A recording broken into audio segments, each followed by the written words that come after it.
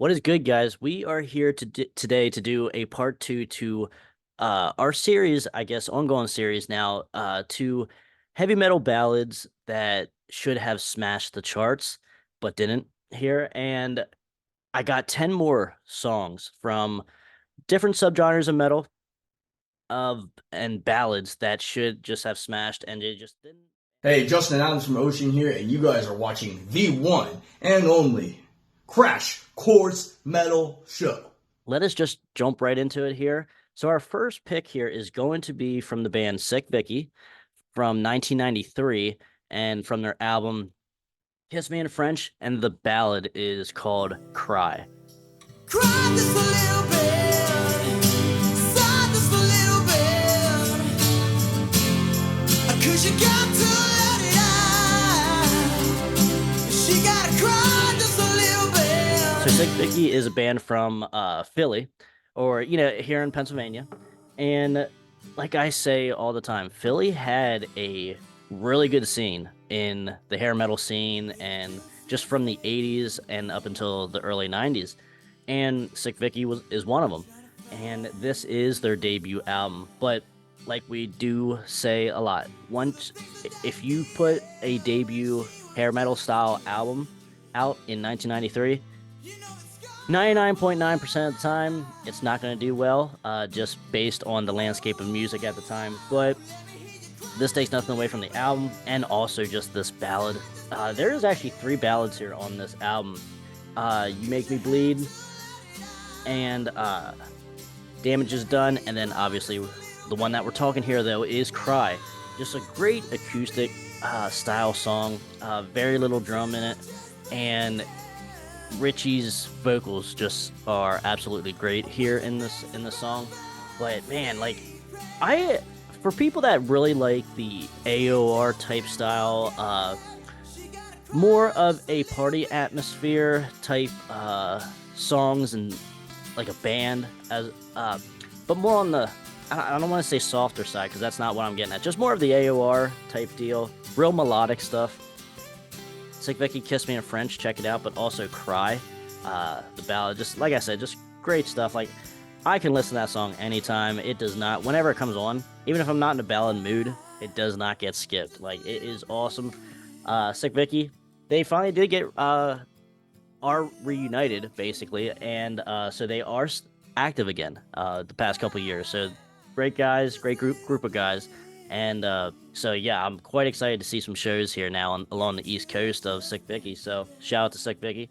But yeah, so that's our first one here. None of these are really in order or ranked or anything like that, because like all these songs are great, all these ballads are great, and it's just you're just splitting hairs then if I'm trying to rank these like 1 through 10, or especially with the part 1 video as well. But this is going to be an ongoing series, so there's going to be more than just 2 videos here, so I'm not going to rank 50 plus songs. I don't know, that's no fun for me, ranking 50 songs like this.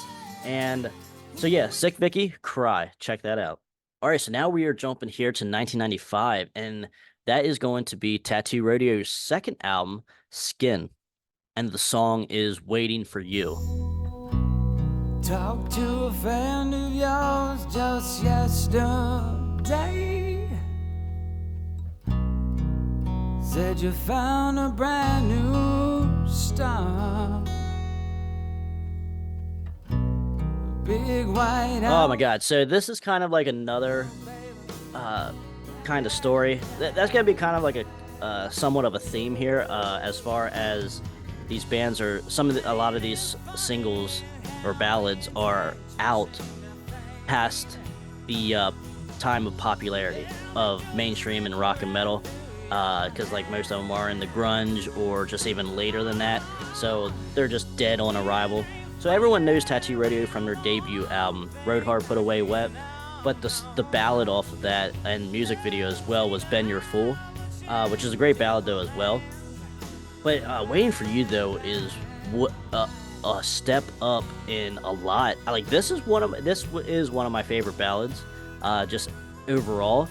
It great vocals, but like I like the lyrics. The storytelling is really great in the song, and so Waiting for You, it's kind of like a guy, he missed his chance, and it's she kind of moves on. Like by the end of the song, she kind of moves on. I don't want to ruin it for you, but she kind of moves on, and then like he kind of like sings about not having her then, and just like he was waiting, or she was waiting for you, or he's waiting for you, and like I don't know, it's just really good storytelling throughout the song. I dig this song a lot. Even when I first picked this up, it was a standout track right away, and I still absolutely love it. Like it is pretty emotional song as well, but like it's really stripped down though too.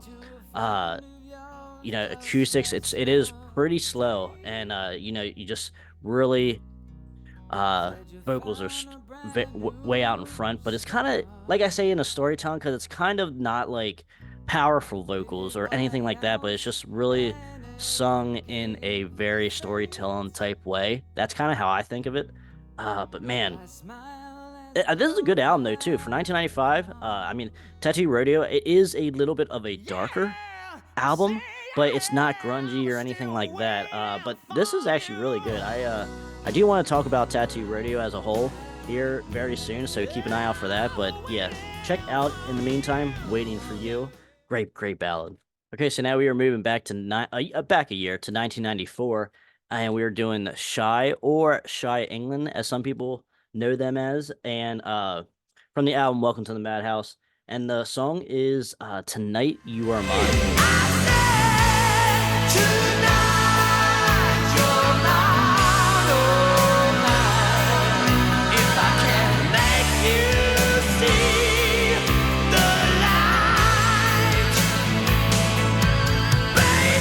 So this one here from Shy, very interesting album cover too.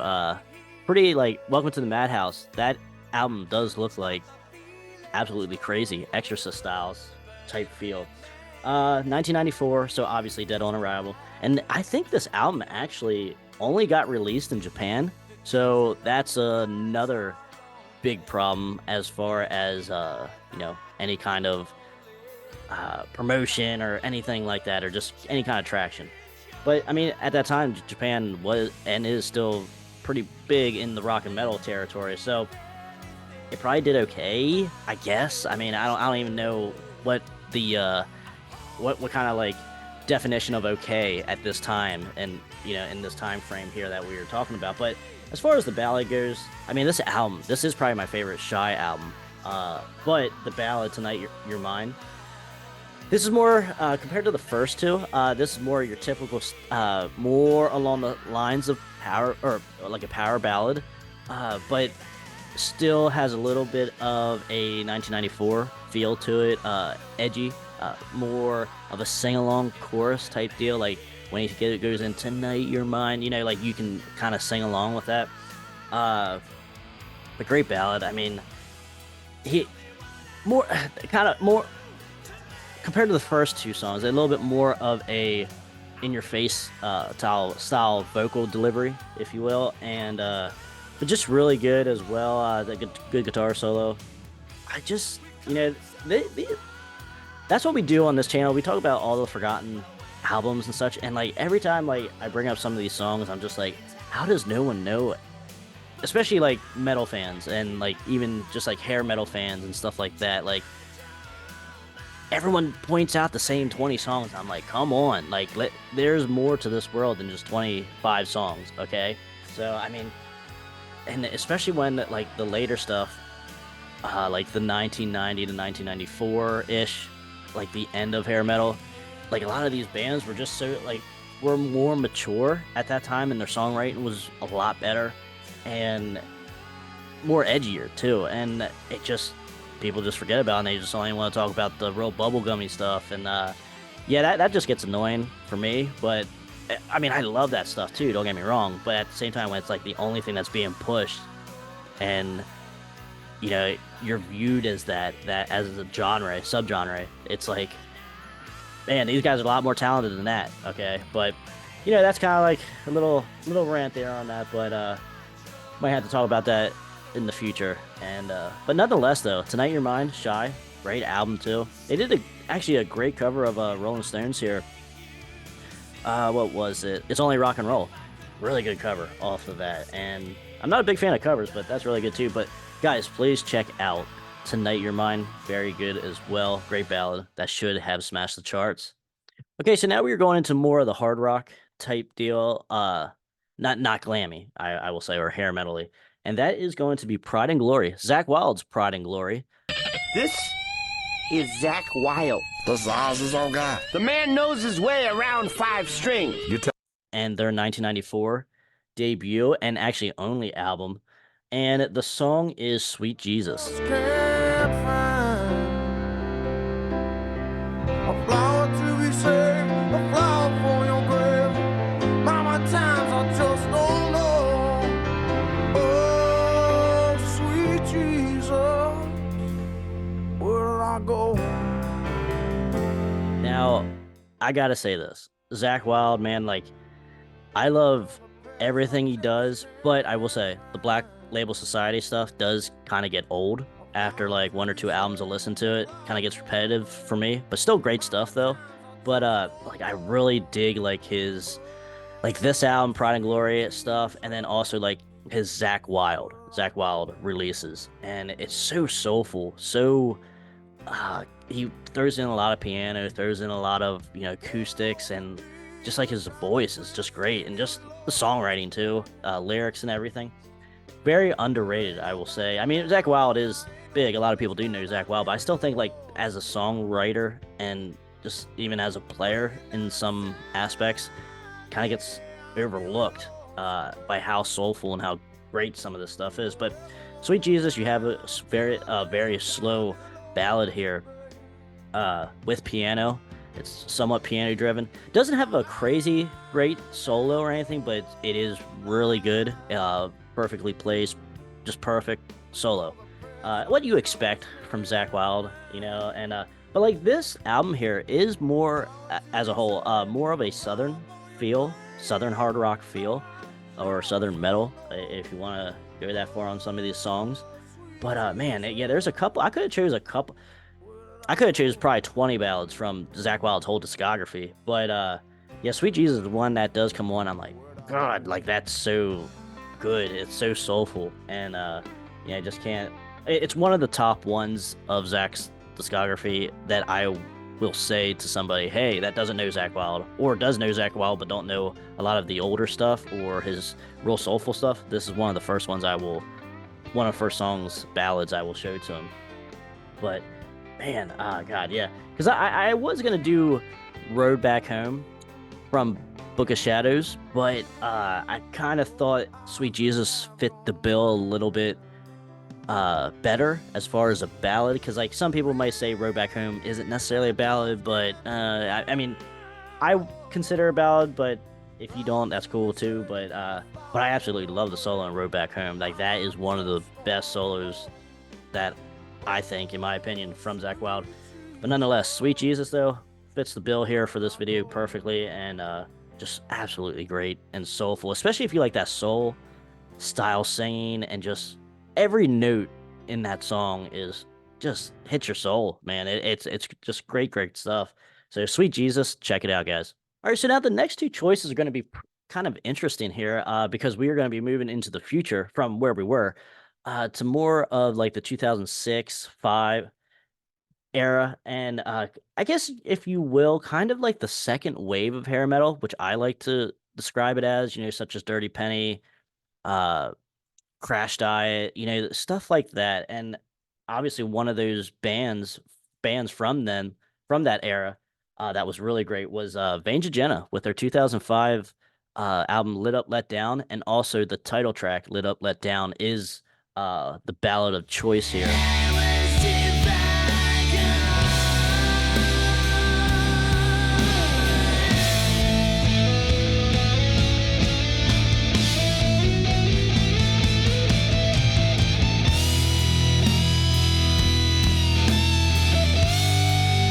Oh my gosh, this album is so good.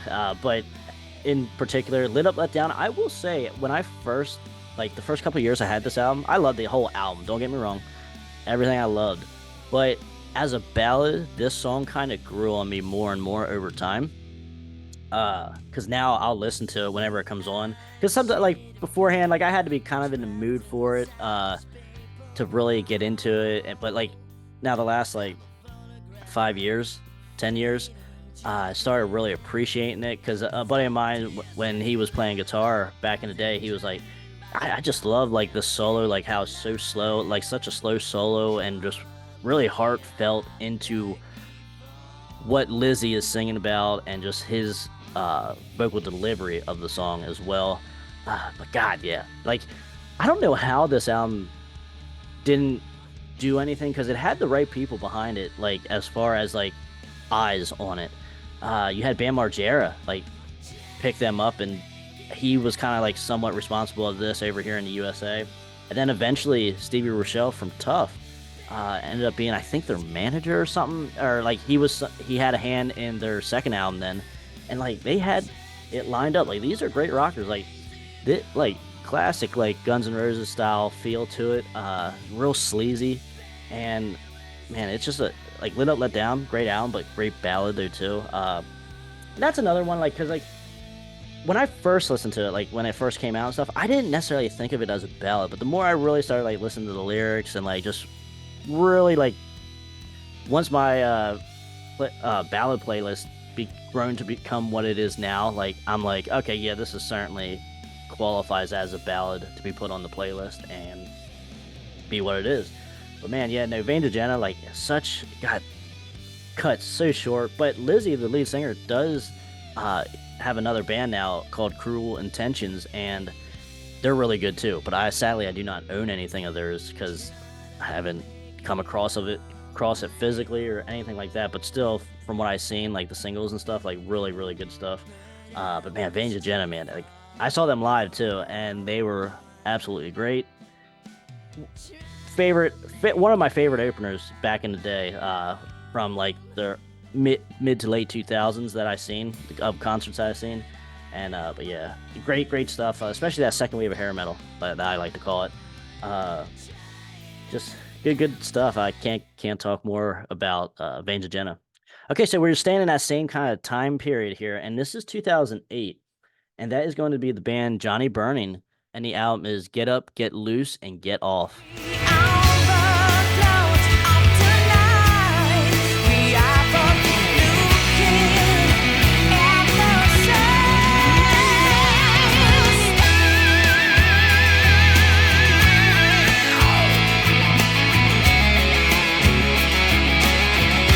This is actually an album that I found, or a band that I found out about off of like this like 2008 or like around that time. There was like this app, Last FM, and they eventually got bought out by somebody or whatever. But it was kind of like a Spotify, if you will, of back then, but kind of like more radio style. Pick your own songs, and you know, kind of like a Spotify now. But yeah, because like Turn It Down Just to Leave It. The final track off of the sound was the song that I was introduced to this band. Then I was like, I gotta get these guys' album or like find out more about them and stuff. And ended up coming across this a couple years later on eBay for a decent price. Because sad to say that they are from Italy, but sad to say that this is the only output that they had. They did not last very long. There's like hardly no information that I found ever since like around the time that this came out. I have heard nothing from the band, or there's just nothing on them that I've seen. And like I said, I've been familiar with them for a long time now. And God, but the ballads shine though. Really good. Like if any rock radio would have picked it up, played it, it would have made it. People would have liked it. People would have requested it. It's so good. Good acoustic intro. Just a memorable acoustic intro. Nothing like flashy or special, but like just the sound of it and the vocals as well, top notch, like all throughout the album. But on this song, just he gets the shine.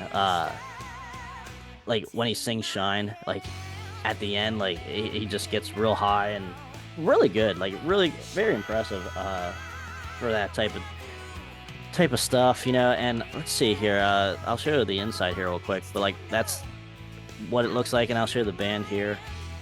Like I said, they're from Italy too, which I was not aware of up until recently. And man, it's just really good. Like I said, like Reckless Love is another band that you could throw in to this era as well, like for this kind of second wave of hair metal or modern hair metal, whatever, during the time of the mid to late 2000s. And man, like there was good stuff coming out at that time, and it's just a shame that it kind of got like swept under the rug. Like Wild Street as well from the USA, New York, awesome. They're still around doing stuff, but it's just like it blew up there for a little bit because a decent amount of people knew about these bands, and then it just like went away like real fast, like within like a year. Like I do not know what happened at all, but because like I guess I was what say 2005, or just say when Jenna, when I saw Jenna live, I was probably 2006ish, so I was like 14 years old. So the landscape, like I remember a little bit what it looked like, especially like with the metal and stuff, but like because I wasn't very into the modern stuff at the time. Like I was only looking at 80s stuff, or like very early 90s stuff, and just finding out where I fit. And I mean, I kind of knew where I fit at the time, but like I was like, no, this modern stuff is not for me. But then I found out about these like Johnny Burnings, Jenna, Krash Diet, stuff like that, and I was like, these guys are good. I hope this shit comes back, like more than just one album outputs and stuff like that. But it just did not really happen. But hopefully we're seeing it again a little bit here recently, within the last like 5 years or maybe a little longer. But it's just a shame that these guys had great stuff all the way through as a somewhat of a subgenre here out of Europe and everything, and even some from USA, and it just did not work out, sadly.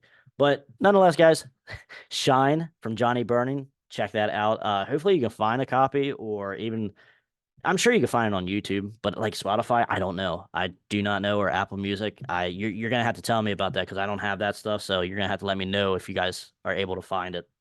All right, so the next one, we are going back to 1990, great year, and that is going to be to the band from Ireland. It's kind of like a super group of sorts from Europe, and that is No Sweat with their ballad Stay.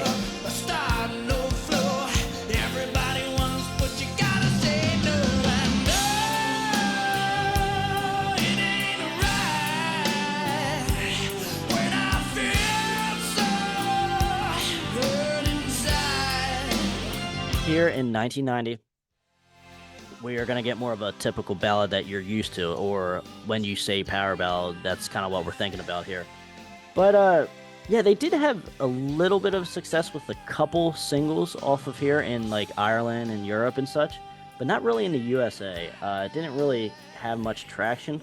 But as far as Stay goes, I just really love the like lyrics to it, like especially the opening lyrics, like the first half of the song, like sitting on the porch, like drinking my wine, or like it just I really kind of like when I hear that, I'm like, yeah, I could be doing that kind of right now. But then as it goes into the song though, and very like ballady style feel, but I just enjoy the song. It's just one that no one really knows about. It does seem like, I guess maybe it's just more of the Europe side of things, but people don't really talk about this album when we're talking, 80s, like hair metal or, AOR type stuff. And now I will say there is a band, I forget the band because I don't have the album for this band, but it looks very much like, drawing a blank here, but it's a very similar logo to this of No Sweats. And I'm like, how does that even happen? I'll put it up here on the video, a picture of it here.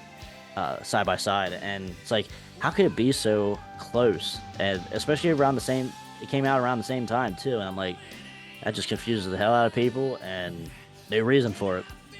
But nonetheless, Stay, really dig it as a ballad. Just really dig the vocal delivery of it as well. Good stuff there. But yeah, I'm not a big fan of the album overall. I don't hate it, but I don't love it.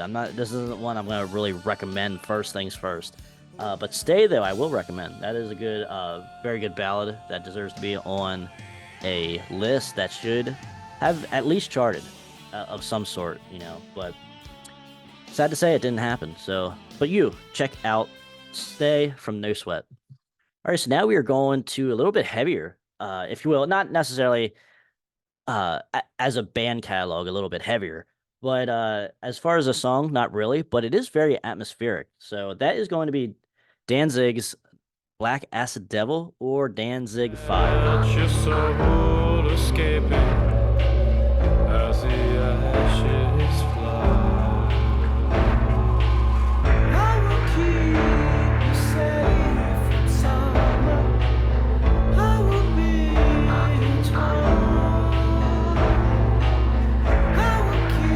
And now this one here came out in 1996, so obviously the stuff that Danzig was doing, this is totally different for the most part, as far as production-wise, sound-wise, and just guitar-wise, like everything that they were doing, and or that I guess the band Danzig was doing up until that point. You saw a little bit of it in Danzig 4, but Danzig 5 is totally where they just totally jumped into a industrial style feel, totally 1996 feel, if you will.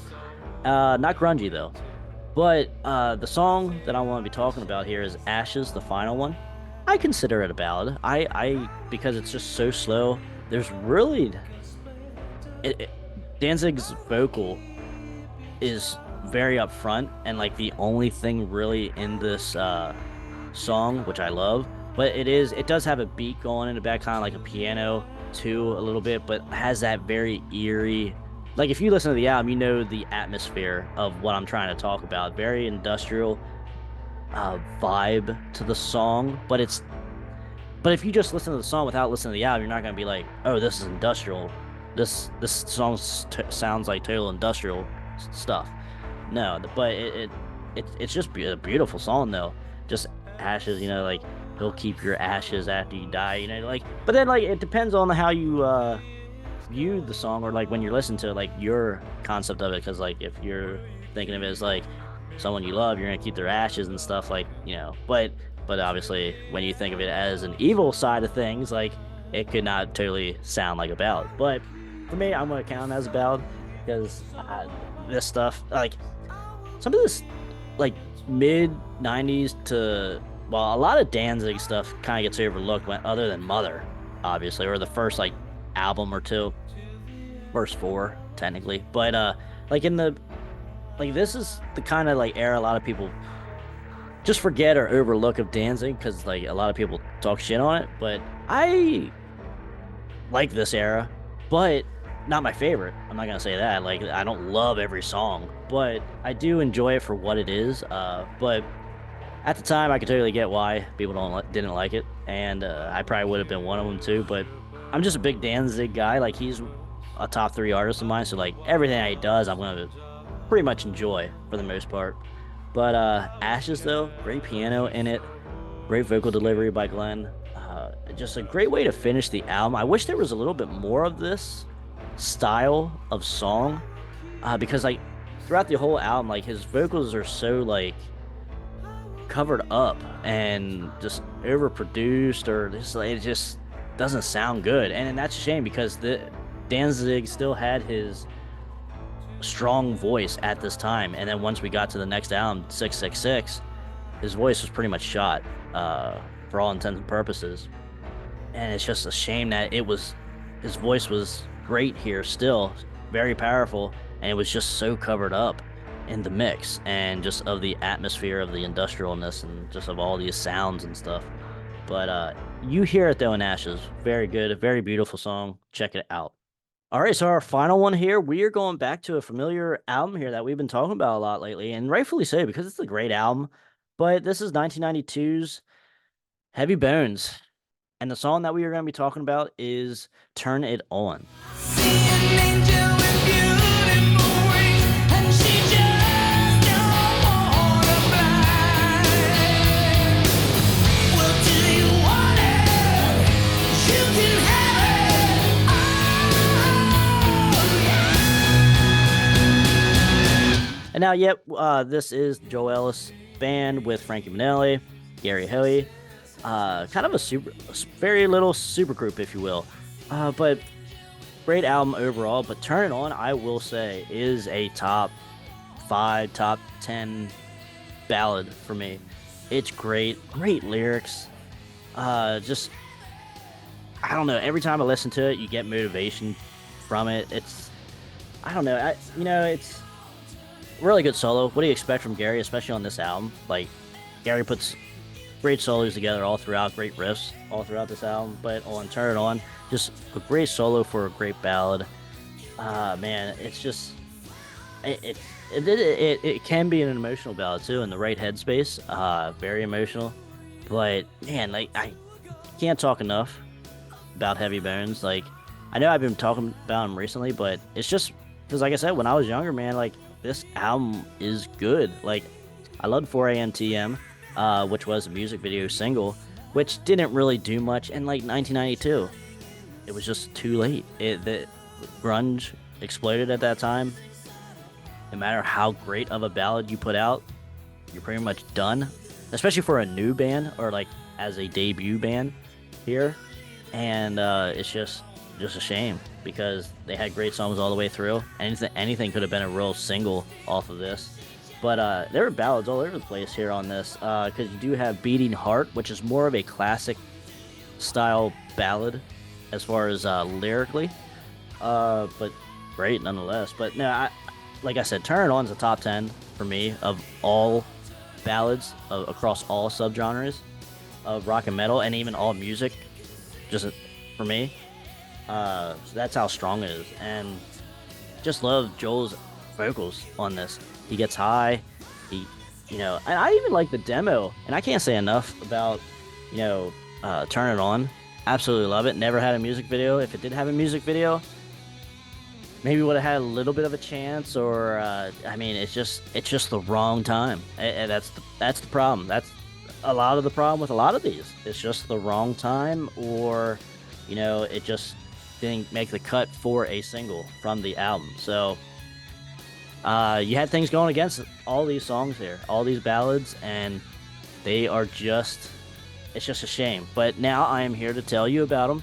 Hopefully they get a couple more views on YouTube, or get a couple more purchases on wherever you buy your music, or even check out the albums, because the albums are pretty good too as well. It's not just 1 or 2 songs that are good on these albums. The whole a lot of these albums are good, and you'll be hearing from a couple of these albums here in the future on this channel, because they fit right along with all the forgotten stuff and unknown stuff as well throughout all the eras of rock and metal.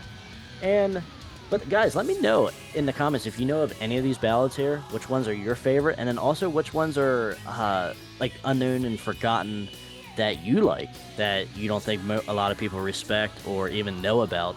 Let me know. I'm interested in that.